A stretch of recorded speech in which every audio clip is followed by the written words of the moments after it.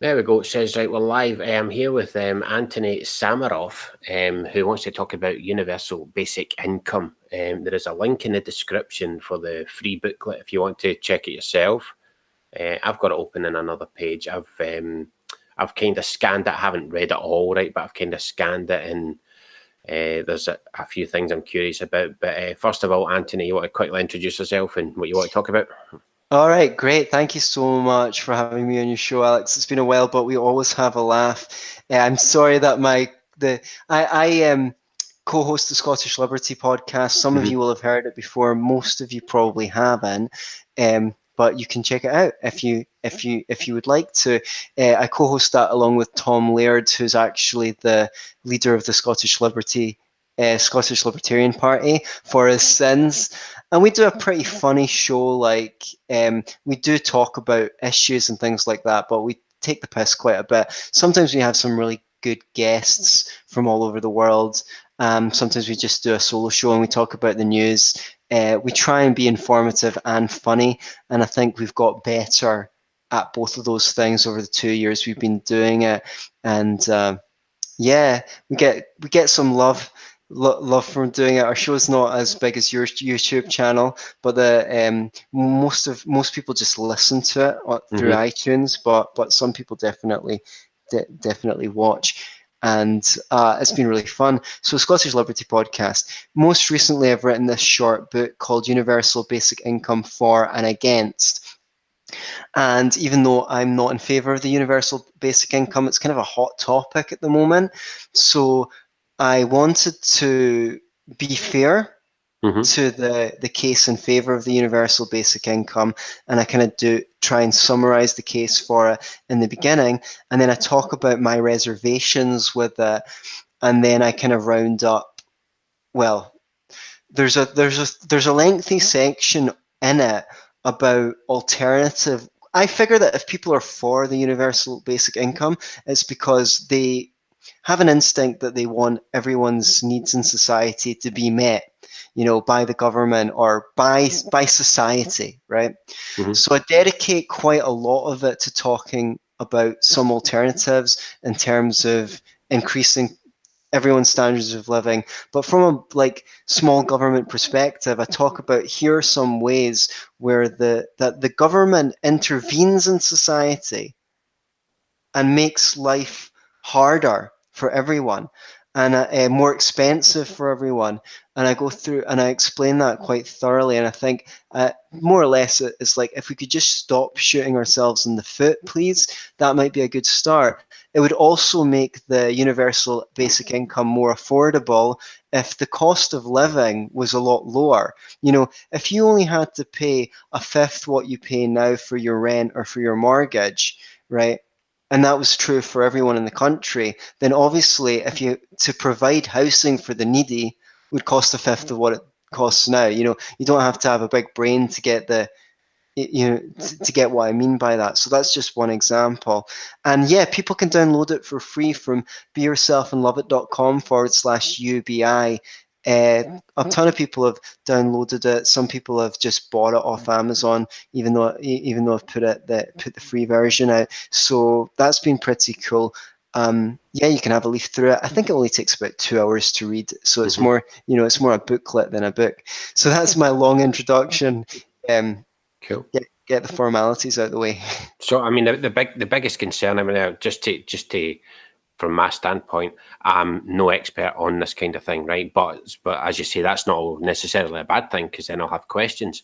But some of the things when reading through it, it would be the big question would be where is the money coming from? And it Right. seems to me that it's going to be the taxpayer getting it in the neck as per usual. But before we get to that, just a few comments. So people saying there, where are we here? Live Free said UBI is corporate globalism, another word for communism. Hard pass from Mm. me. Death Network says cutting your hair was a good idea. Thank Uh, you. I agree with that as well. By the way, I think Yeah. you look better Cheers. without the hair. UBI is moronic. It will just devalue money, says Ryan. So I mean, I'm not seeing anybody in favour of it, you know. But Well, there you go. We've got people on our side. I love that. Death Networks. Anthony Sammeroff, the life wizard. Hippie alert. Hippie alert. I love that. When did you last meet a hippie who's strongly in favor of free market capitalism? I definitely have. I definitely have been widely perceived as a bit of a hippie, but that's okay. I don't really mind that much. It's quite funny, but it's just pretty ironic because I don't see I'm such a heartless capitalist swine to one demographic, and to another demographic I'm just a no good, smelly, dirty hippie. Well, you know, it's pretty good. So I was just looking at that. UBI only makes sense as a form of credit system in a post-scarcity society where everything is done by machines. Until then, not so much. So I put a decent amount of the book towards talking about this idea that we hear all the time. Well, machines are taking all our jobs, like there's the machines that took our jobs. We'll need to build a big wall to stop the machines coming in, Alex. That's the only solution. I think, in short, what people don't understand about that is when someone adopts machines, the price of producing things comes down. So inevitably, the price of products comes down. The reason why cars are affordable to everyone is because they used to have to be made by someone. Now they're made by an assembly by machines, so they're cheaper to produce, so they're affordable. This laptop that I'm speaking on, if I tried to grab one that had the same specifications a few years earlier than I did, it would be much more expensive. The automation brings the price of everything down, and so even if you're on a lower wage, that lower wage can buy more stuff. So people have this idea that machines just mean that the people who own the machines get all the money, but actually most of the benefit of having those machines is distributed throughout everyone. That's how it works economically. I go through a much more but rigorous analysis in but the book. shouldn't the people who own the machines make most of the money? If they own the machines, it's their Right, machines making the right. product, so they should get Sure. most of the money.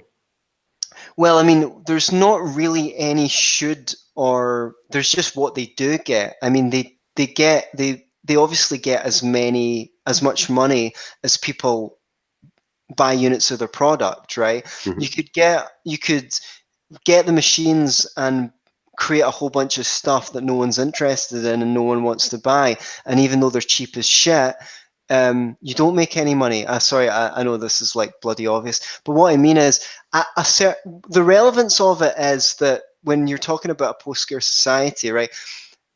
All these VHS cassettes that you bought when you were a kid, um, they're not only are they worth nothing, they're so bloody abundant that, you know, charity shops, they can't sell them. They have to give them away. They'll give them away to anyone who has them. That can happen with everything that we currently pay for now. It could get to the point where the laptops which we take for granted, we think, oh wow, I need to go out and spend $1,000 on that. You know, 100 years from now, that would obviously be a very fancy laptop.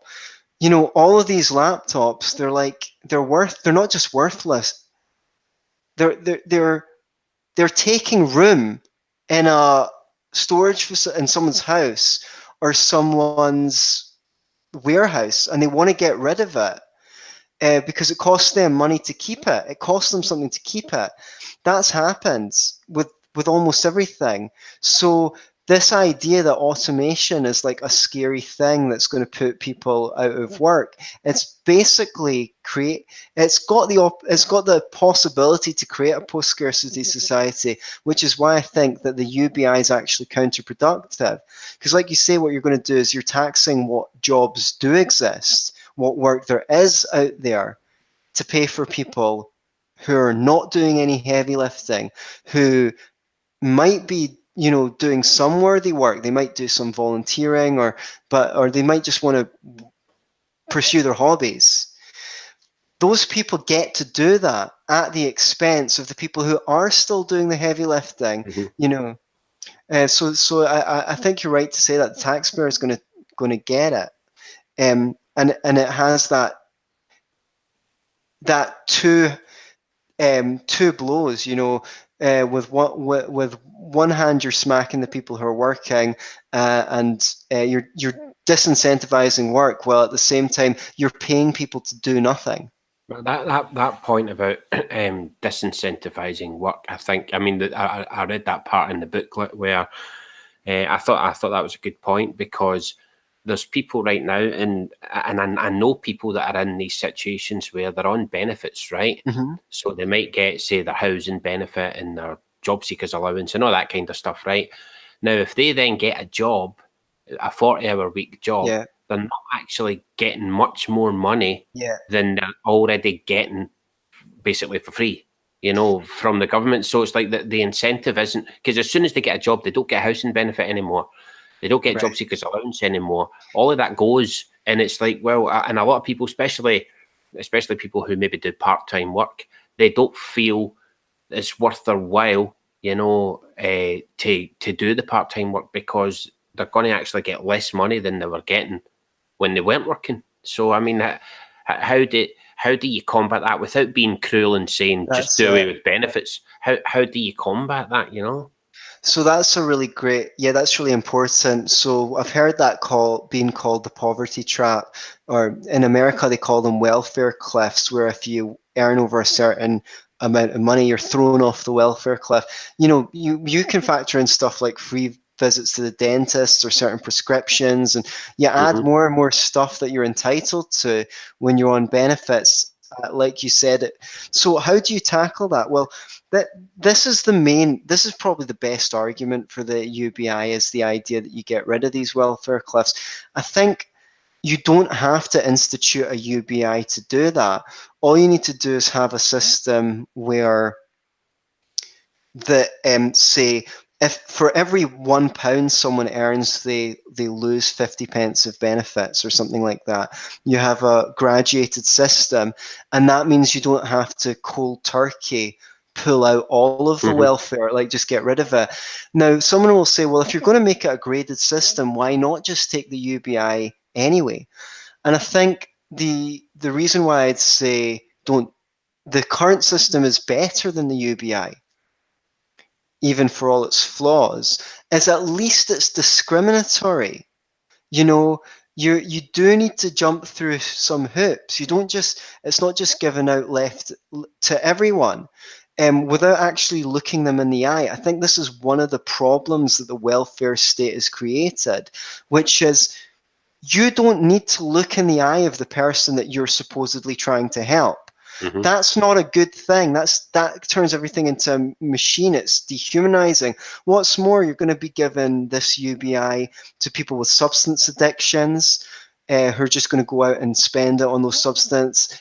People who are like can't get out of the house for playing computer games, and are, are already struggling. You're basically there's no now in a free market system, where welfare is basically voluntary, right? You've got to have a situation where you've got charities that are actually trying to help people get out of poverty. They can they know what the problems in their community is. When someone comes in, they know if they're dealing with addictions, they need counselling. They know if they've got no skills, they need to go into a training program, etc. They can monitor them and see if they're getting better. They can say, well, do you know what? We've got a limited amount of resources. So we're here to help you become someone who can provide for yourself, right? The Mm-hmm. government has no ability whatsoever, no discriminatory ability to look at the people they're supposed to help. The only thing they can do is write a check. So I think, having this welfare state for decades has created a corrosion in community. We hear, well, people don't know their neighbors. People don't need to know their neighbors, because the government's their neighbor.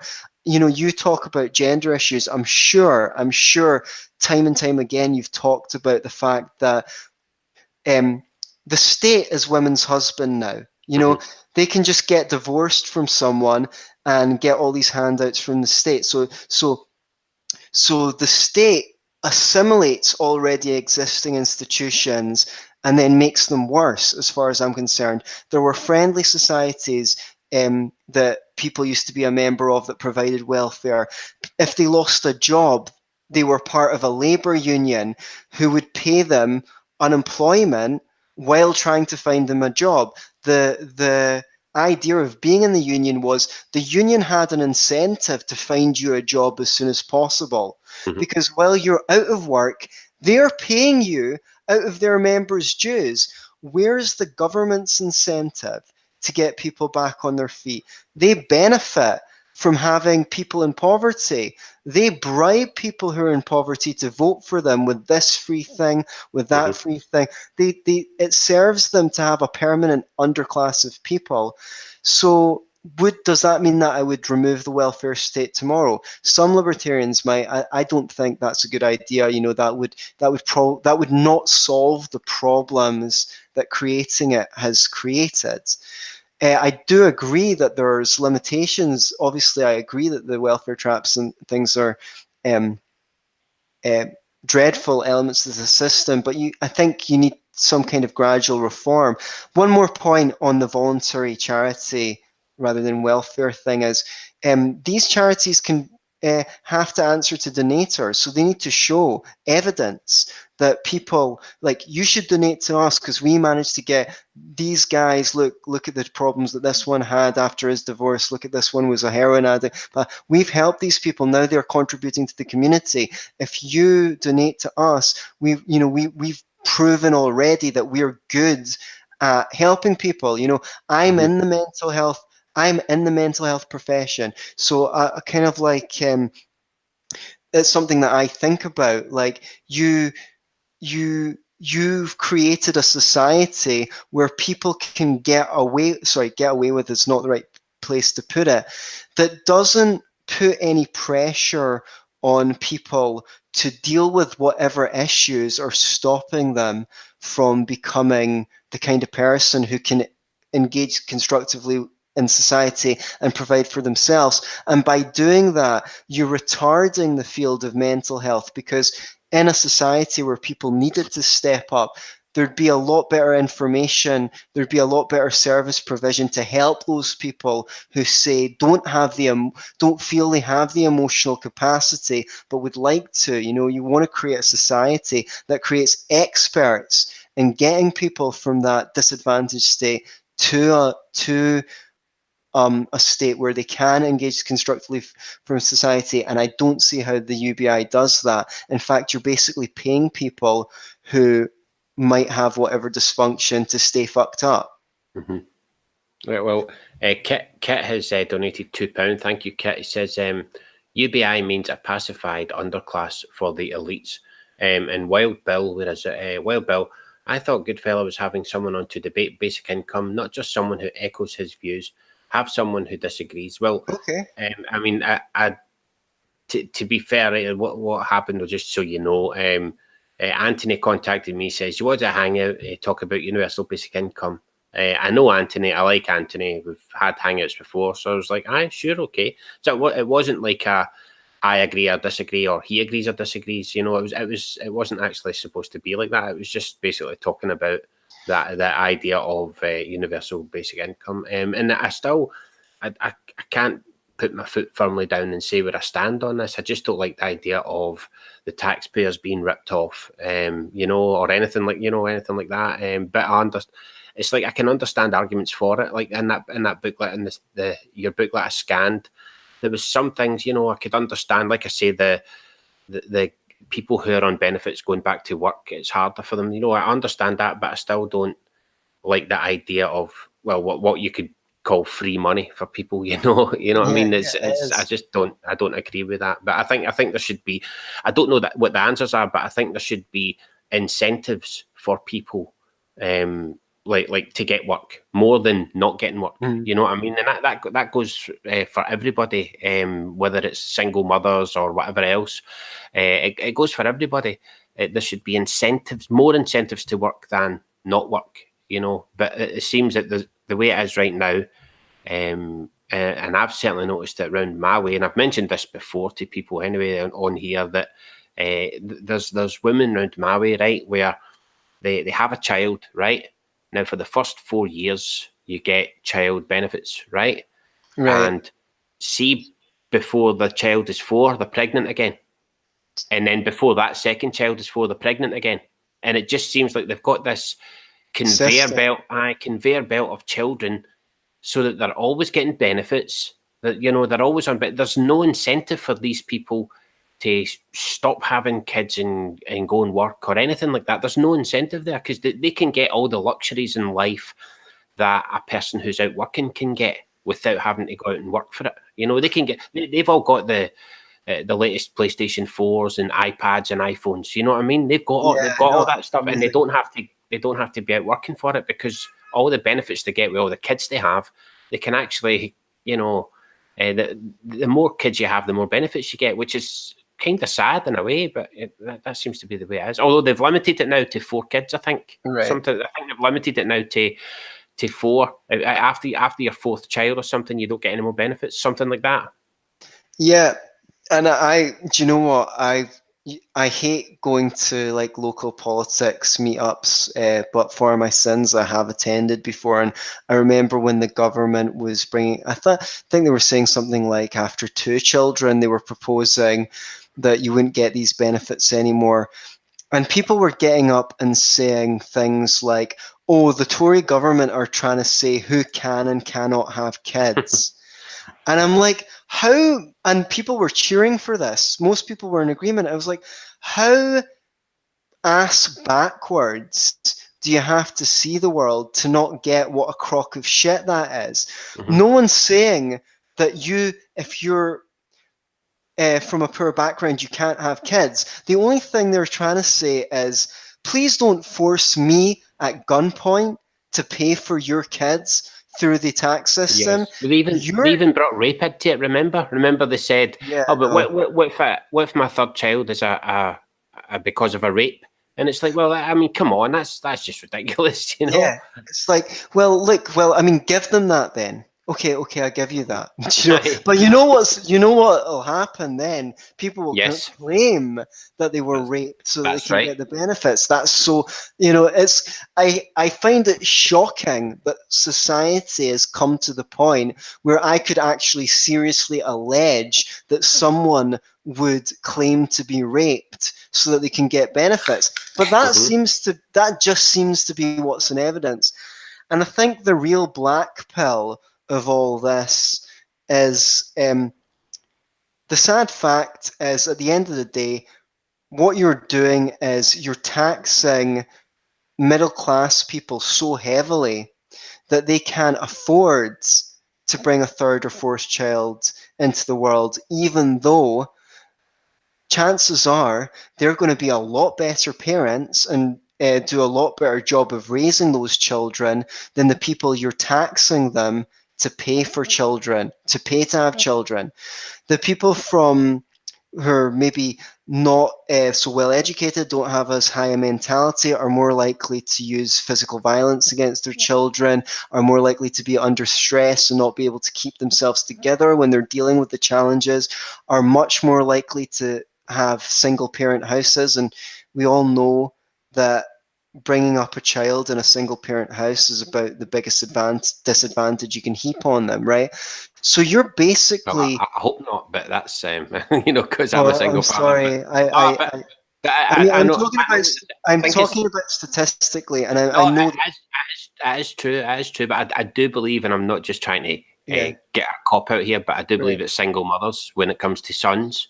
I think if Mhm. single mothers can't raise sons, I think that's the issue, because it's the sons that then grow up and be part of gangs and stuff like that, Yeah. you know. But no, it is true. The statistics bear that out, you know. But you Yeah. see when you were talking about the hitting kids thing there, I haven't kept up. But did that pass in Scotland, where it's now against the law to hit your kid? I think it might have I passed. don't know if it's I don't know if it's passed yet, but it's in the pipeline. Mm-hmm. So, I mean, what are your views on that? Well, I don't think there's any need for it unless Okay. it's an extreme situation. I've talked about this before, and I don't do that to my son. I don't hit my son, right? Because I don't have to. My voice is enough. You know what I Yeah. mean? He knows I'm the boss pretty much, and he's a good boy as well. So there's that. But if he was to smoke, or if he was to try to burn the school down or something like that, then I would hit him. You know what I mean? Because that's pretty serious. Whereas if he, I don't know, drop something and break something, no, I got to give them a bit of. I feel especially boys as well. You've got to give them a bit of leeway where let them have a bit of an attitude. Just as long as they don't cross the line. You've got to let them you've got to let them misbehave a wee bit. Yeah, because if they don't misbehave a little bit, if they become compliant, then they'll never find a fucking girlfriend, will they? I feel like that's you need to be a bit be a bit cheeky and but yeah, no, I mean, I'm not for hitting. I don't think it's necessary to hit children. I think the evidence seems to be quite clear that it's more detrimental. I mean, it's basically what you're basically doing is you're making the child more stressed than they already are. I think life's stressful enough. Should it be illegal? I'm not for it. I'm not sure if I really trust the government to be regulating it. I No, do, that's a good point. when we see, like, when you see, on the other hand, it's like, when an adult hits an adult, it's assault, right? Should two consenting adults want to fight? Yeah, sure, you can have a boxing match. But I don't think that it teaches. I don't think that's smacking. Sorry, we fucking getting colonized by America. Smacking, as we call it here. It's like the only thing you're showing a kid is, right, well, if someone doesn't like what you do and they're bigger than you, or you're bigger than someone else, you can like teach them a lesson um by by just dominating them physically. I don't think it's necessarily good for your relationship with your child if you hit your child. Like, I mean, a lot of people say I was smacked and I turned out fine. Well, you probably did turn out fine, but most long-term smokers don't get cancer either. Like, I just don't think you need to take the risk, especially now.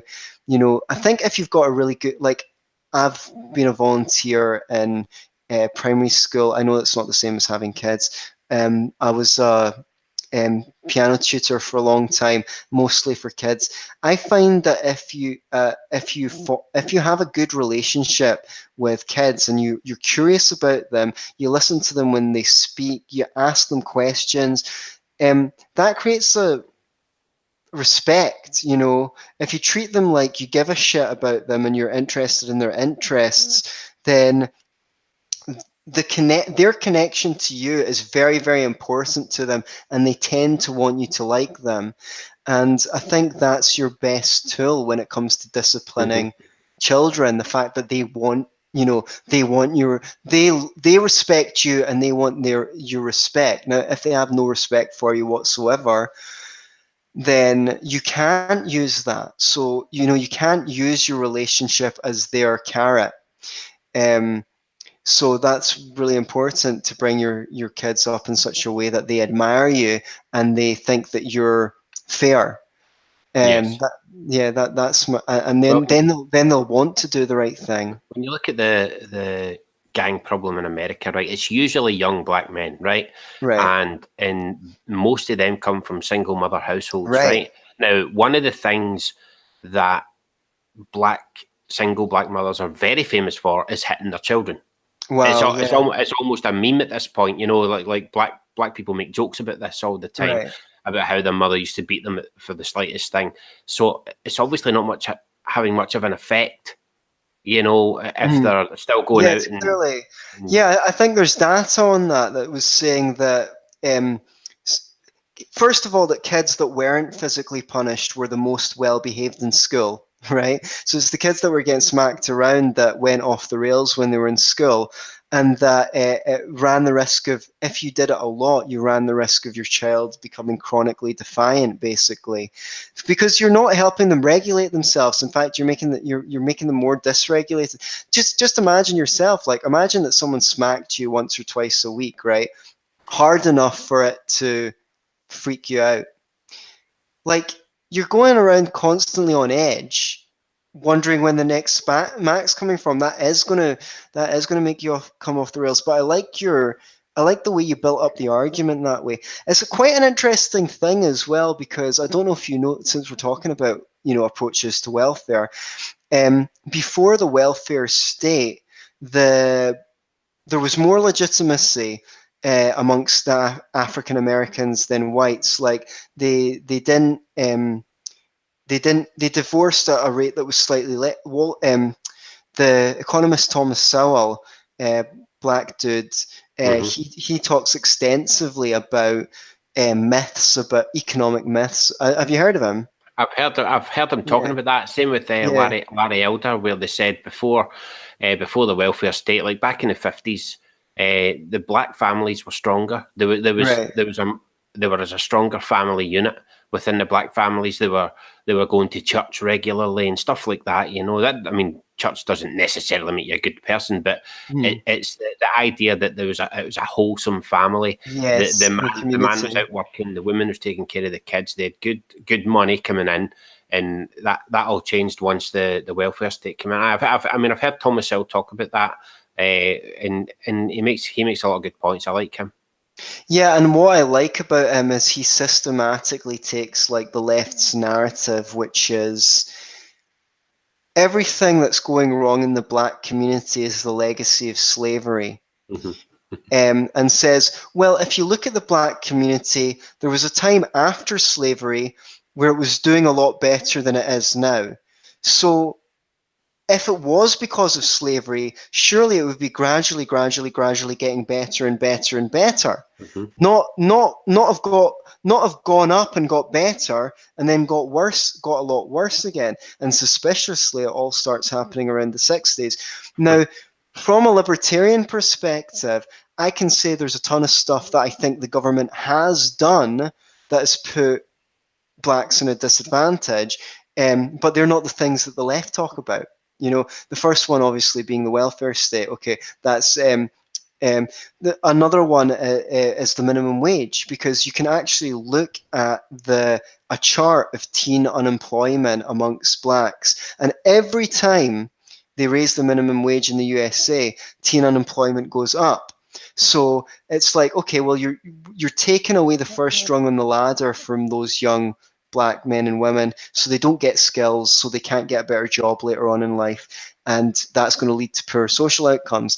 Then, of course, there's like the war on drugs, which we've talked about this once before. Mhm. I'm for the legalization of drugs, but that's disproportionately, they say, harmed blacks. Also, a lot of the violent crime is drug related. So you see these big murder figures and things like that among African Americans, and a lot of them are blacks killing blacks over drugs. So that is not to absolve blacks in America of personal responsibility either. I believe in personal responsibility. It's just really weird that, well, it's not weird at all. You and I both know that they're at it, but that the Black Lives Matter talk about all this shit, but they never care to mention the minimum wage as a negative factor for blacks, or the welfare state. They just don't care to mention those things. But shouldn't the minimum wage also be the same hindrance to white people though? And Yeah, well, the reason it is to low skilled white people. The reason why it disproportionately affects blacks is because they're typically from a lower education background. Public schools in black areas, I've heard, tend to be worse, and we can there's very, again, I refer you to Walter Williams and Thomas Sowell for the exact details on this. But the idea was that because there was more things, like because there was more low skills amongst blacks, and more poor educational outcomes amongst blacks, that the minimum wage was going to harm them on average more than it was going to harm white people. But the war on drugs, as you say, we've mentioned that before. But the one of the main reasons it affects black people more than whites is because whites tend to sell to people they know, whereas blacks sell to Right. strangers on the street. And it's, I'm guessing you maybe have went to drug dealers a few times in your life, right? A long time ago, yeah. No comment, but I bet you that you knew the guy, and I bet you it was probably in his house or someone else's house. I bet it wasn't somebody you walked up to in the street on a corner that you didn't know. Do you know what I mean? Because that's not usually the way white people sell drugs. White people sell drugs to people they know, you know. And I mean, there's even been occasions like years ago for me, you know, where you go to a new dealer through somebody and they'll be like, "Oh, this is my cousin," and it's not my cousin, Right. but it's just because they're not going to sell to somebody they don't know. Whereas black people, they'll stand out in a street corner and they'll sell it to strangers, and it's very easy for the police to track them, to catch them. And, you know, it's very, because you get a stranger can go up and say, "I'll take this," and they'll sell it to a complete stranger, and that stranger could turn out to be a police officer or something like that. And that's one of the biggest differences that they don't really mention a lot, but it's quite an important difference, you know? That is, and I've never heard that before, so it's interesting that as much as there's always something new to learn. Why do you suppose that is? Why do you think that black people in that case are who are selling drugs are so much more less risk averse? Why are they so much less risk averse than white people are? Well, they still do take their precautions. Like if you get your drugs from somebody else and you give your money to a different person so that there's no photographs of the exchange and all that kind of stuff. But they're still doing it on the street, you know, where people can drive up in a car and say, I want weed or I want coke or whatever else, and then they get it. But I don't know the reason. I mean, it could be a mix of bravery and stupidity. You know, like there's always a fine line between bravery and stupidity, and maybe they're just braver or dafter, and they think, right, we need to sell more because maybe that's where the money's coming from. Another thing as well, again, this is just generalizing, right? We know I'm just generalizing here, but when it comes to white people who sell drugs, that's not their main income. That's usually a bit on the side. A lot of black people who are selling drugs, that's their main income. That's their business. Their job. You know, so, and they've actually got shifts. You know what I mean? Like, and like, I don't know if you've ever watched The Wire, which is great, but there's a bit in that where they're actually on shifts at the corner. You know, they don't finish for another 2 hours. They've got to stand on that corner for another. They're actually got a rotation system, which is quite funny. But you know, that's kind of what it's like. That's their job. Whereas with white people, a lot of them tend to do it as a bit on the side for a bit of extra money. To get a bit of extra cash. Again, generalising, of course. Yeah, no, I'm sure that's it's so multidimensional. What you told me reminds me of this great story I heard.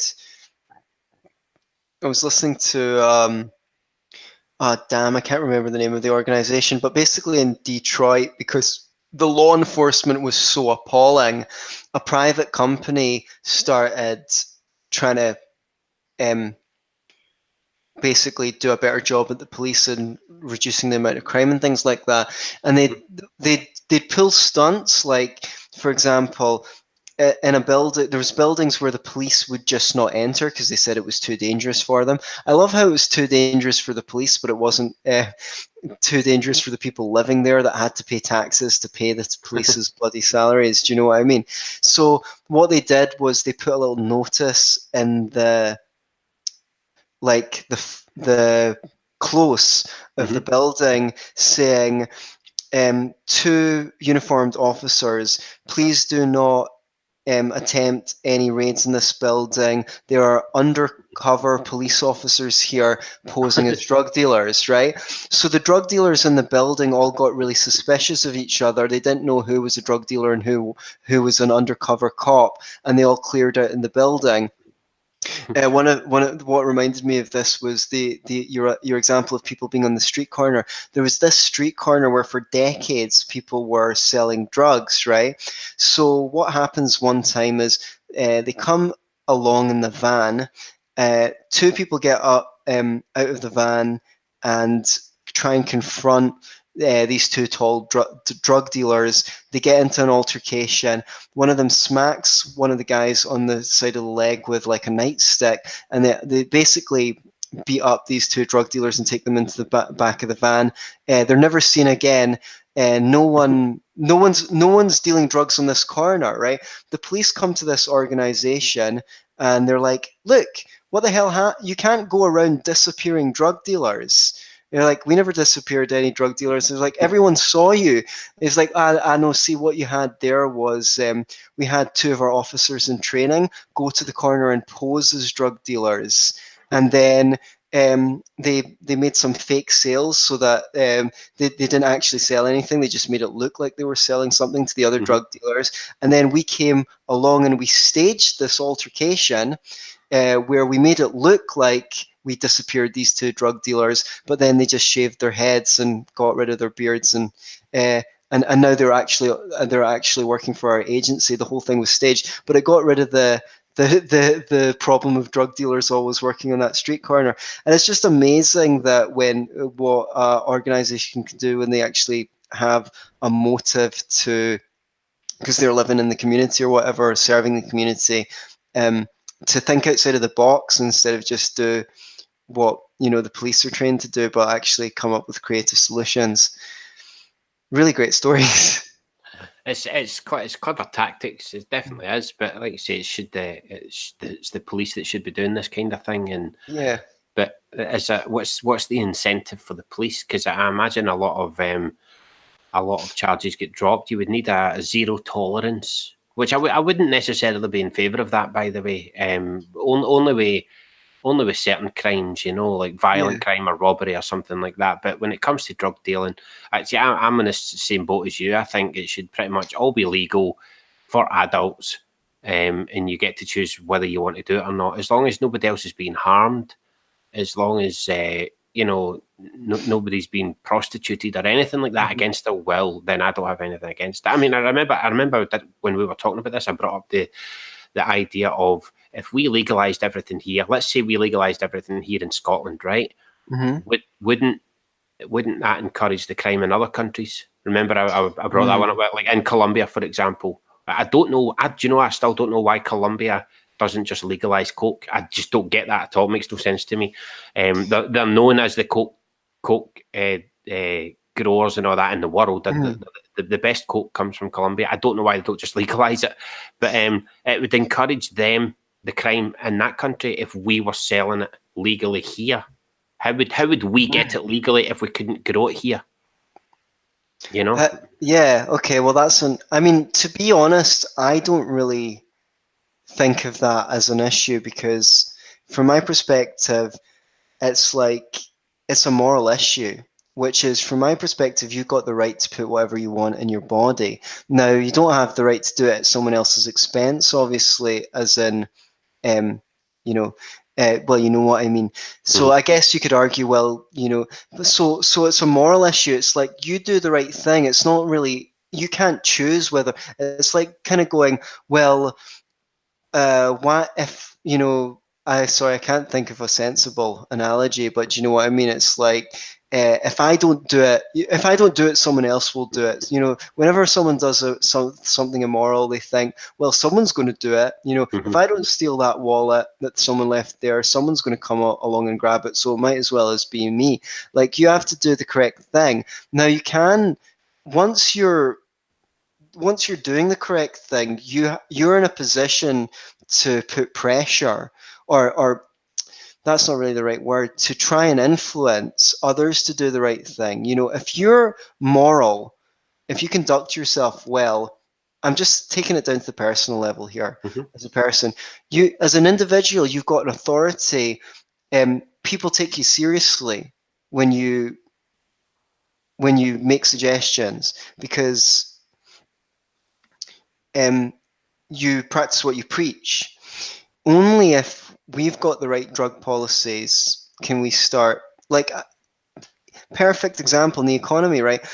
Here, America, the Western world's committing suicide. We certainly don't stand up for free markets or capitalism, which is what made us rich in the first place. We know that everywhere that goes down the socialist way ends up being a complete and utter fuckhole, hellhole, right? But we don't.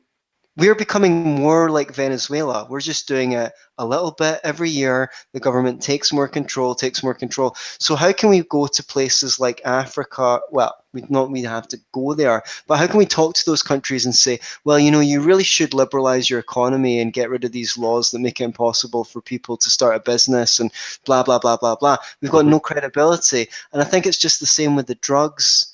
You need to start by instituting the right policy. You do a phased legalization of drugs and let people see, like, Portugal have done. There's been less, they ran some experiments in Amsterdam where a whole bunch of heroin users just stopped using after a while because they could get it reliably, and they didn't have that exertion, that pressure on them. Oh, I better get it now because I won't be able to get it in the future. You need to actually lead the way, by example. You can't really control what policies other countries have. I mean, you could say the same. You could say the same about everything. Like, if about literally any policy, like why adopt a better policy here? It might have worse effects somewhere else. That isn't adopting the correct policy. Maybe you're right. Maybe crime gets worse in Colombia crime gets worse in Colombia when we legalize coke. So after a while, the Colombian government needs to go, well, this is creating out of control crime. We better just legalize coke here as well. That might be exactly the incentive they need. So yeah, you can't really control for that kind of thing.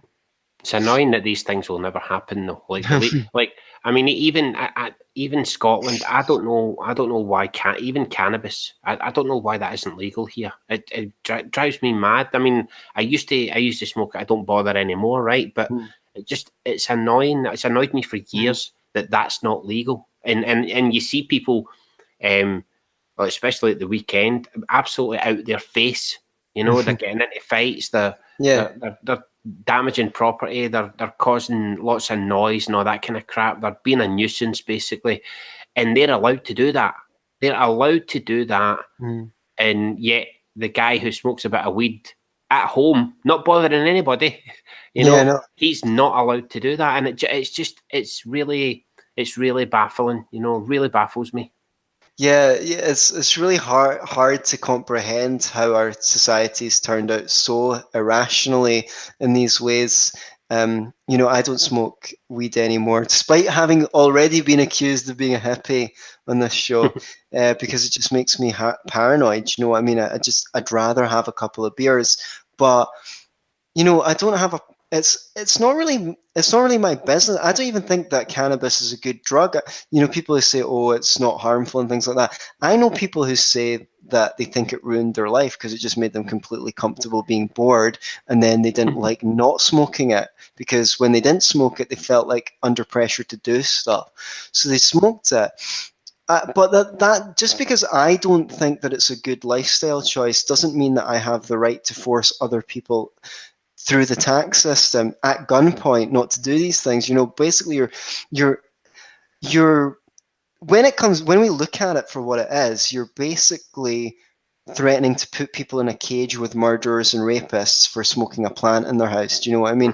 It's crazy. And I think this is, coming back to the welfare cliffs and all of that stuff. Like, the whole welfare system is exactly what you would create if you wanted to create a system that would keep people in poverty. It's turned out so irrationally. And I guess the only thing is any of this deliberate, or did the chips just fall where they fell because people were trying to do good using the government and they fucked it up? Don't know. I don't know. I don't know if it's. I mean, like when the decision was made to. I mean, we've always had alcohol for hundreds of years here anyway, but when the decision was made to make it against the law to, as you say, just smoke a plant, it's I don't know. It just seems a bit. It just seems like bad natured to me, you know, because it does come across like, well, I don't do that, therefore nobody else should do that. I don't like that, so nobody should do that. That's what it's like.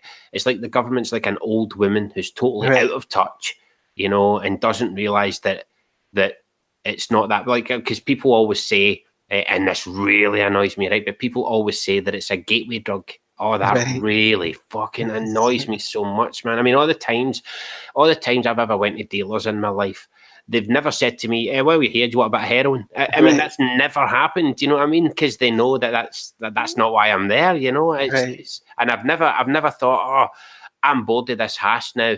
I know, I think I'll try a bit of smack. It's just so fucking... It's retarded, stupid argument, you know? But it's... the people who are in charge of these things are just out of touch, in my view, you know, completely out of touch. It's interesting. It's like what you're talking about is like Puritanism, basically. Like the Puritans were, you know, it's not enough for them to have their religion. They need to force everyone else to adhere to their standards. I guess that's kind of like the complete opposite of libertarianism, because we're kind of willing to say, look, even if I think what you're doing is stupid, you've still got the right to do it. I might try and use my words to influence you not to do it, but at the end of the day, you know, you're responsible for your own life and you have that choice. And sometimes it's really hard to say that, but I fear that maybe we're battling. It's like, you know that expression, I don't bring a knife to a gunfight, right? Sometimes I feel like those of us who think, do you know what? As long as you're not hurting anyone, you should be able to do what you want. We're kind of bringing a knife to a gunfight because they've got the ability to impose their views on us, right? But we've already said that we're not going to do that. I mean, I'm just looking at this Twitter and Facebook and Google banning right-wing and libertarian-leaning posts and pages and bloggers, and it's like, we're sitting around going, well, it's a private company. They've got the right to ban members, even though Google got $650 million in handouts from the American government, which means it's not a private company. It's basically been paid into having a monopoly by the government, right? So it's crony. It's like, it's not entirely a private company. It's basically the government has financed it into being a monopoly, right? And we're going, well, you know, we're bringing our knife to a gunfight going, well, I don't agree with you, but I'll fight to the death for your right to ban people. And they're kind of using that right to ban us. But yeah, so I'm kind of concerned about our live and let live attitude. But like you say, I think it's hard to see how, like, say someone like, I think it was Michael Portillo said, he was running for the Conservative Party, you know, some years ago, and he was like, I would have a committee look into it and see if it was sensible to legalize weed, to legalize marijuana, and he was fucking hammered for it. Would that still happen now? I don't know how long's gone by, maybe 10 years or something like that. It's shocking to think that it could kill someone's chances when it's so eminently sensible. That's why a lot of politicians aren't going to talk about it, you know. And the Twitter thing, banning people, it's beyond. It is a private company, but it's beyond that now because so many people are using it for communication. So it's kind of beyond the private company. They can do what they want rule, in my view, anyway. Like the baker is the private company. It doesn't have to bake a cake with a swastika on it. You know, the tattooist doesn't have to tattoo a swastika on your neck if he doesn't want to. That's a private business. Not millions and millions of people are using that tattooist.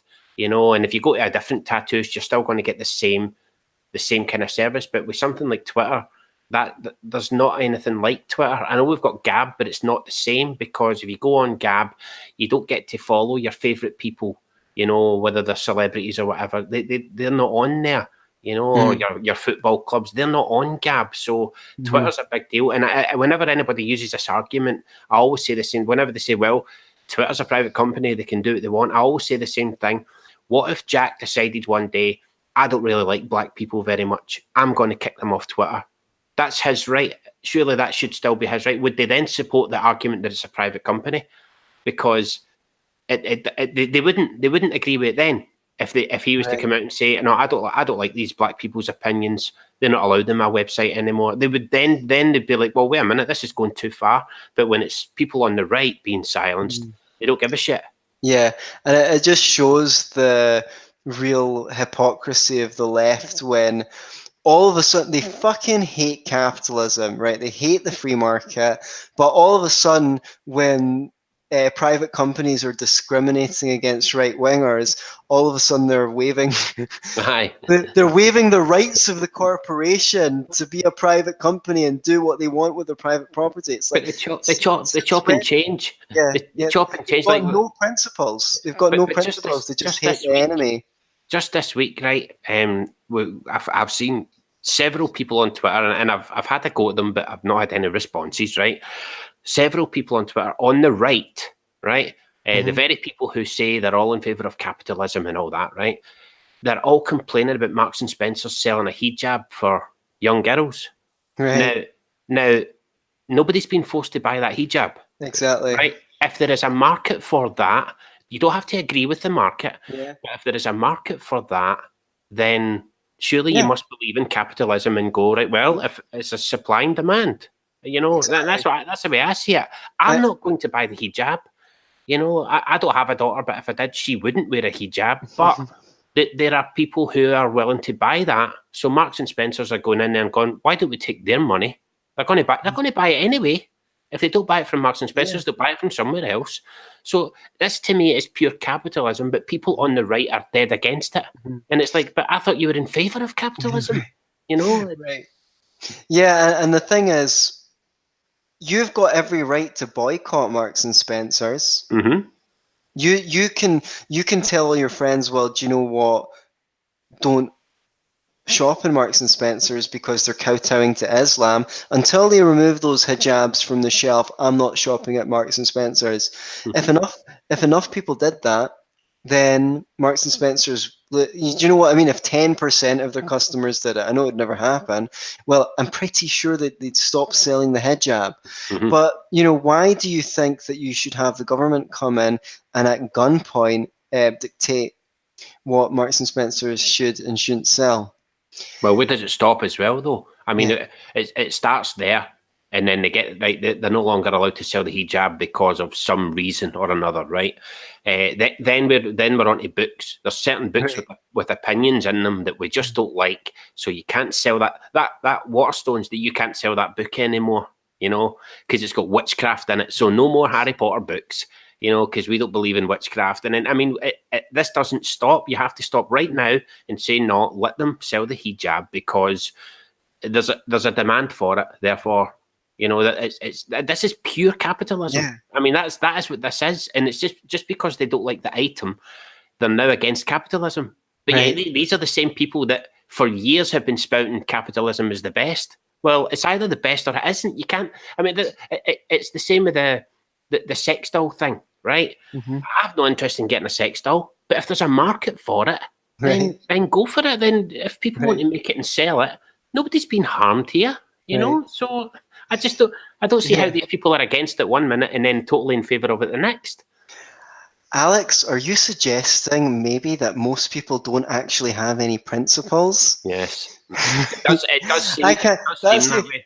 It can't possibly be true. I couldn't possibly believe it. Like, really, people don't have principles. They just are totally prejudicial and biased. And it's not like the principles. It's more a complete lack of consistency. That's what it is. That's what bothers me. That's what I mean. You know, so you're either in favour of something or you're not. You know, it's you can't just chop and change just because, and it's usually politics, by the way. It's usually left so and right. It's usually politics, and they chop and change. Another great example of this, by the way, is the Kavanaugh thing.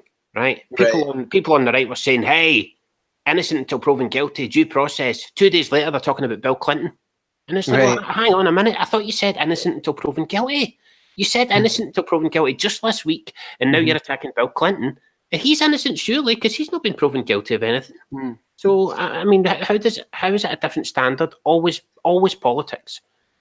Yeah, it's just like a football game. Do you know what I mean? We've got your Rangers or Celtic, and I'm sorry that people can't see more outside of the box. I guess there's some great presentations by a guy called, bloody hell, I've forgotten his name, The Myth of the Rational Voter, Brian Kaplan, and he talks about, like, logically, you've got a lot to lose by having rational positions, because if you just follow the truth no matter what, and most people are involved in a social circle, and you're expected to have certain opinions. Like, I don't know if this is true. I don't know if it's true of you. I've thought a little bit about why is it that certain people are just, like, able to see through the bullshit and think out of the box. Obviously, we're probably wrong about some things. I mean, everyone is, but you have that ability not just to be total tribal. And I was wondering if it's consistent amongst people who are a bit more at the mainstream. One thing is to have like, not have had a close-knit peer group, say early on in primary school, which meant that while your opinions were originally forming, like, you didn't have to risk losing your peer group by thinking for yourself because you didn't have one. Like, I certainly think that was true of me. I know that Tam was a bit of a loner when he was a youngster. And I'm wondering, like, I mean, I guess your audience can vote on this, because I don't know, maybe I'm over-psychologizing or overthinking it, but I'm wondering if it seems to have been the case for a lot of people that I've spoken to that are outside of the mainstream views. I know it's definitely true for a lot of, like, completely crazy conspiracy theorists as well, that they maybe, like, weren't kind of outcasts in schools. So you don't have as much to lose if you've not got a close-knit social circle by not being a Democrat if all your friends are lefties, or not being a Republican if you do you have any views, on what creates a person that can see through the bullshit?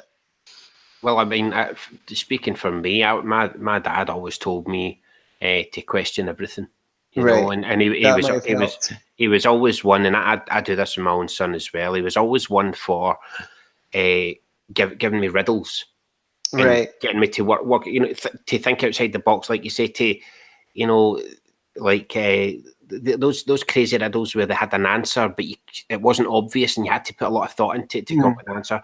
But he was always one for throwing them at me, you know, and I always question everything. Like when I was really young, right? I remember I'm talking probably about 6 or 7 or something. I can't remember, right? But I remember saying to my mum, why does Clint, because she loved Clint Eastwood, right? And she'd always watch Clint Eastwood films. And I said, why would he do that job when he could get killed with one of those guns? Because I was thinking, that's real. What's on the screen is real. He's being shot at, you know? But they would take the time to explain it to me, like, no, that's a camera. He's an actor. They're not real guns. This is all just for show. But when you're young and you see that, you think that's real. Right. And I always got things explained to me. You know? So that helps a lot. I think that helps. But I think for me right now, I don't take labels, right? I mean, I'll openly say I really cannot stand the left right now. Right. But when in the 80s, I couldn't stand the right either, because they were telling me what I couldn't read and play, you know. But things have changed now. I can't stand the left, but I don't. That's it. I don't take a label. I never take a label, so nobody can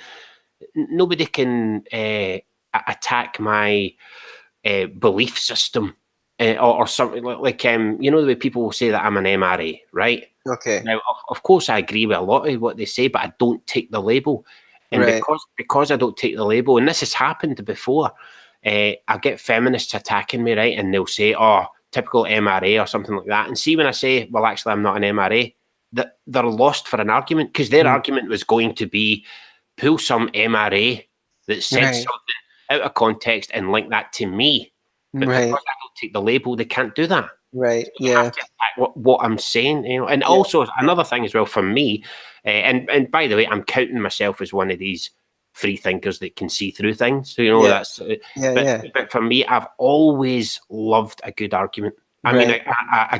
a really good, solid argument. I've never minded losing. I don't mind Mhm. losing because if you lose an argument, you always learn something. Yeah, for sure. That's what I find. But I love a good argument. You know, I do love a good argument. Something that I think I'm quite good at, but that's just my own opinion. But it's just don't take labels and just question everything, man. It's the best advice is to question everything. You know? Yeah, and I wonder why so few, like for some people, they just don't seem to value the truth that highly. Like, I know people who just see if they get beat. I've known people who, if they get beaten in an argument, would retreat to, well, it's not that it's all subjective. Like, I've even heard people say that it's all subjective after they've lost an argument. And the only reason why is they don't want to change their position. So they want to believe what they want to believe and fuck the evidence. Who cares what the truth is? And it's such a ridiculous thing to say. Um, oh, but it's not that objective when you get argued to the ground because then I say, well, why even take a position in the first place then, right? Mhm. Why even take see if you really believe it's all subjective. Why don't you just say, instead of, like, one I remember is like my dad on Israel, right, versus Palestine. I used to it doesn't really matter who's right or wrong, in that debate, but I used to argue one side and he used to argue the other, and I was better researched and better read than him, so I'd win the argument, and then he'd retreat into, oh, it's all subjective, and then I'd think, well, look, why didn't you just basically say, oh well, it's all a matter of the way you see. Whenever, why are you defending Israel, right? Why don't you just say, well, the Israel-Palestine conflict is all just a matter of how you look at it. Mhm. Instead of taking a position, if you really believe it's subjective, why even take a position? Why just go, I would respect someone who did that. If I asked someone, like, so what do you think about Trump? And they just went, do you know what? It's all just a matter of the way you look at it. I would actually respect them for being consistent as a subjectivist. But Yes. people only become subjectivists when they don't want to change your opinion. And I had a different experience of growing up with you. Yes, I actually agree in many ways my parents were good at explaining things, but also I think one of my parents was quite irrational. And I never know if one of the reasons why rationality and, like, clear thinking and the truth became so important to me was because they would put some, like, false conclusions in my head, and then I'd have to go out into the world and I'd make really stupid mistakes based on the advice that they gave me, and maybe I needed to become more interested in rationality and the truth just to compensate, like, as a compensating factor. I don't know. There's too many factors. You never really know why you end up the way that you are. Like, is it genetics? Is it how much of it's upbringing? Was it particular pivotal moments? Like, who knows?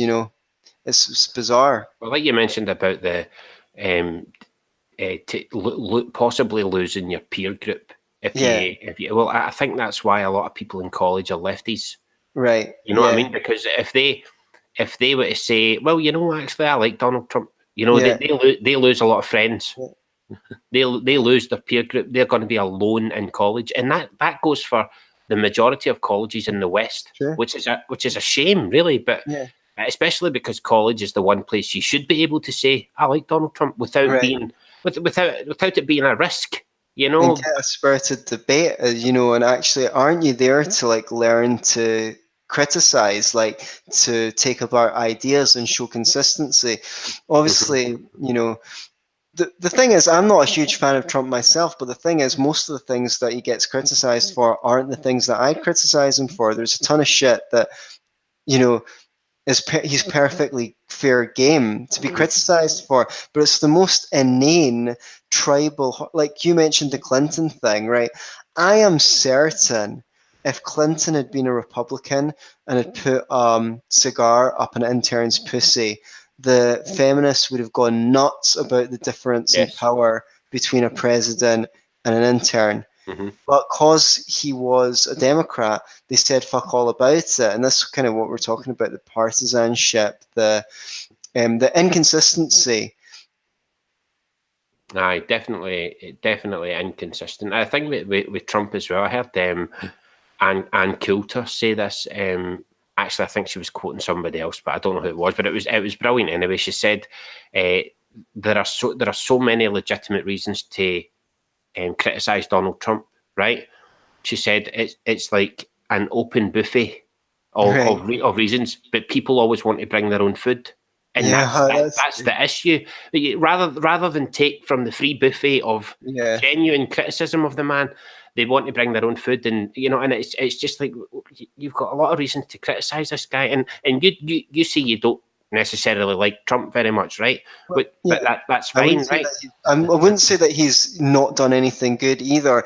And also, anyone who can both piss off the left and the neocons at the same time, that's pretty impressive. But do go on. If you don't really like him very much, do you find yourself as somebody in that camp having to defend him a lot?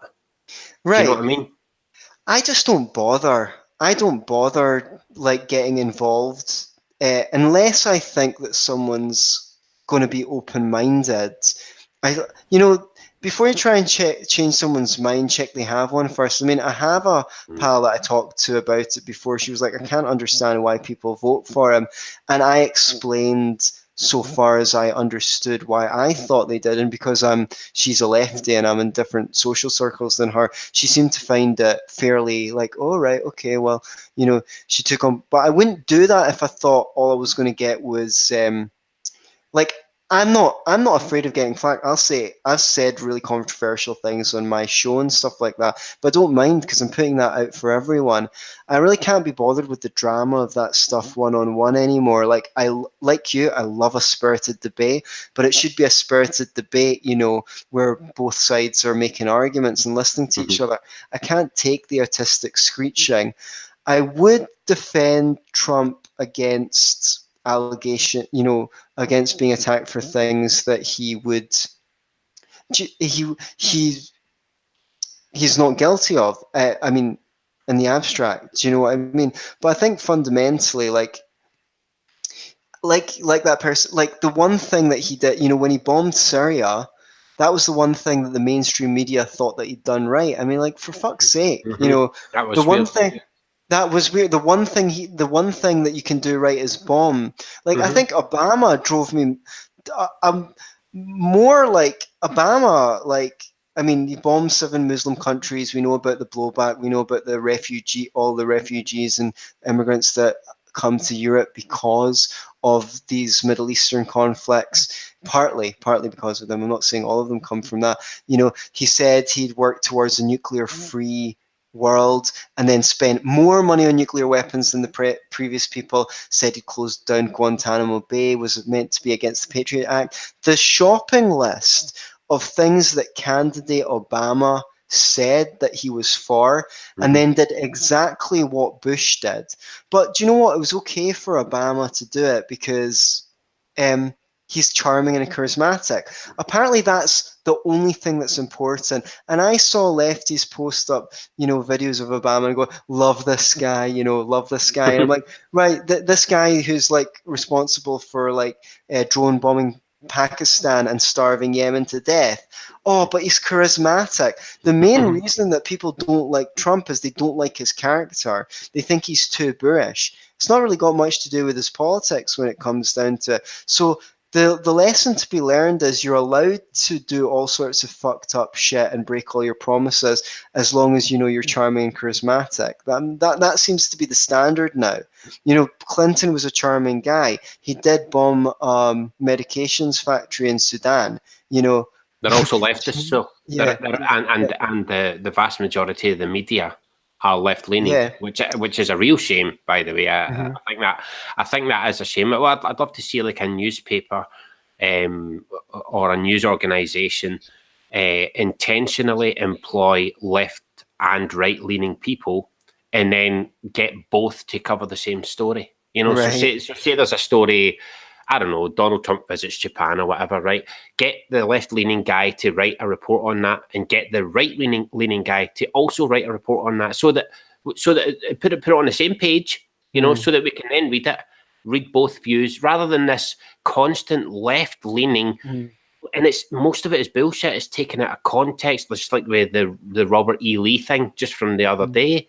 You know, where they took that out of context, and it's just always out of context. And it's where do you go to get not necessarily a right-leaning viewpoint, but something in between? You know, it's very very difficult. But we've way past an hour, and we've veered off the topic. I apologise for that. That happens when you come on a hangout with me. We always end up talking about something else. That's my fault, kind of, because I always do that all the time. But I want to give you the last word if you want to close up with anything that you want to get out there. Yeah, I just say to folks at home, please go to beyourselfandloveit.com/UBI and download link in description. Yeah, please just download my free ebook. Have a look through it. It's a really great. It's got a lot of.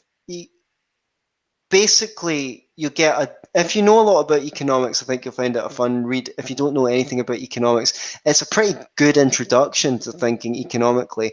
Plus, you've got my endorsement to send it to any.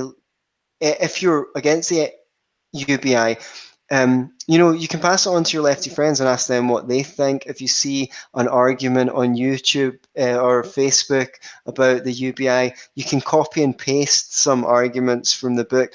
I think it will be worth your time to read it. Like I said, it takes less than 2 hours to read, and it's a fun book. It's not like hard going. I tried to make it funny in places, and so far the feedback's really good. So I think you'll enjoy that if you do pick it up. beyourselfandloveit.com/UBI. Like Alex, thank you so much for having me on your show. I know I did most of the talking, but I really enjoy shooting the shit with you.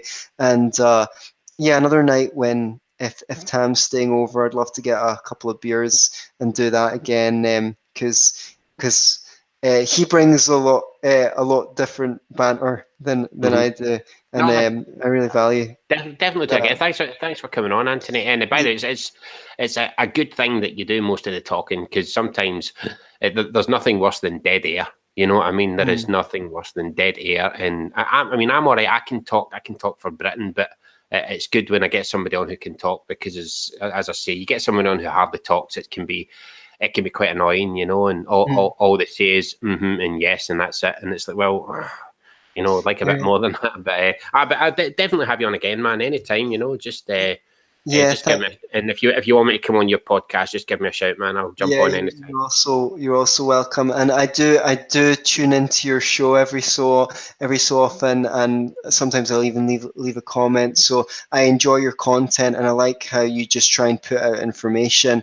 And your way of doing it, you're like, here's a bunch of things I've noticed. Check this stuff out, right? Here's what I think. What do you think? And I think you've got a really good way of presenting information. So thanks very much for all the media that you put out. And thank you. Yeah, I really appreciate it. And yeah, just once more, thanks very much for having me on your show. I really appreciate it. Anytime, man. Right, I've got to stop there. Thanks to all the viewers. Thanks for the super chat and the comments and the incoming comments. I appreciate that. And we'll stop the broadcast in about 5 seconds. Right, bye, everyone.